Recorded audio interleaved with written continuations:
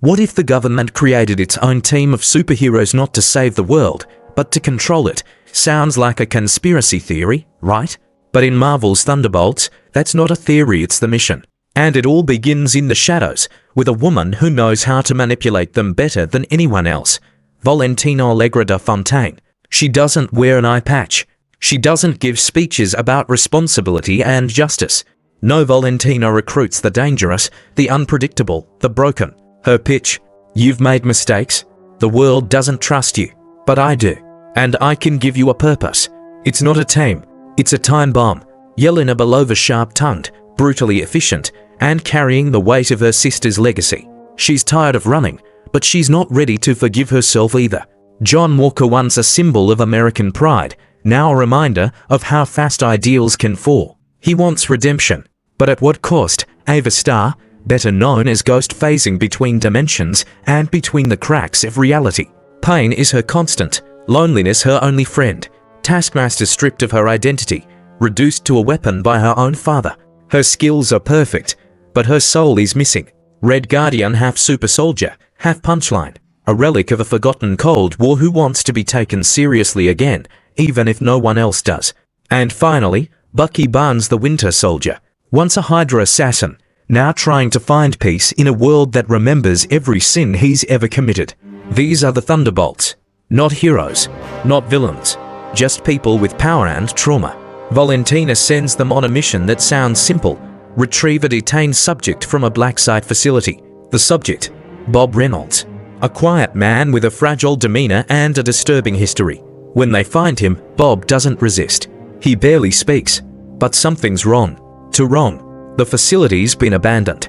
Everyone inside is dead, not killed, erased, as if something consumed them. Bob warns them, "You shouldn't have come for me. Now it's coming too." That's when the whispers begin. Because Bob isn't just Bob. He's the Sentry, a man blessed and cursed with the power of 1,000,000 exploding suns. And trapped inside him, born from his deepest trauma and fear, is the Void, a force of destruction unlike anything the Avengers have ever faced. The Thunderbolts don't trust each other, let alone the unstable god in their care. But Valentina insists. She wants him alive. She says he's valuable, that they'll figure it out. They don't get a choice. As they escort Bob across the country, things unravel. Bob's grip on reality slips. His nightmares bleed into the waking world. Shadowy tendrils appear in reflections. The team begins to hallucinate, each one haunted by visions from their past. Yelena sees Natasha judging her. Walker sees the blood on his shield won't wash off. Ghost sees her father, blaming her for his death. Taskmaster hears every scream she's ever silenced.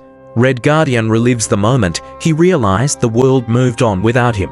And Bucky sees Hydra everywhere. The Void is feeding on them. They hole up in a safe house, if you can even call it that, an old Cold War bunker beneath a ruined city. There, they confront the truth. Bob is splitting. The Sentry is fading. The Void is taking over. But here's the twist: this isn't a monster to punch. You can't outfight it. You have to understand it. Because the Void isn't just evil. It's pain. Suppressed, ignored, buried deep in a man who was told to be perfect, to be a hero, to never feel weakness. The Thunderbolts, broken as they are, get it. They've been there. So instead of killing Bob, they go in. Not physically but mentally. A mind dive. Each one enters Bob's fractured psyche to face what he can't, his own guilt, his own fear. Inside this mental maze, they walk through versions of Bob's life-twisted memories, warped by shame. They confront the ghost of his wife, the pressure of being a hero. The moment the Void was born, one by one, they speak to him not like soldiers, but as people who know what it's like to fall and still be standing.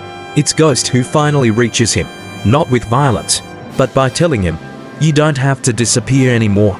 And Bob listens. For the first time, he fights the Void, not to destroy it, but to accept it. And in that acceptance, the Void fades, still there, but no longer in control. Outside, the sky clears. The world doesn't know how close it came to the edge, but Valentina does. And in true fashion, she twists the story. The Thunderbolts didn't disobey orders, they saved the world. And the world, it needs a new team of heroes. So she brands them, the new Avengers. It's a lie, and they all know it, but they play along. Because maybe, just maybe, this lie is better than the truth. Maybe this team of misfits are weapons, and runaways can become something more, but the movie doesn't end with celebration. It ends with a signal, a burst of cosmic energy, a tear in the sky, and through it, a spacecraft, unlike anything they've seen, a glowing for on its hull.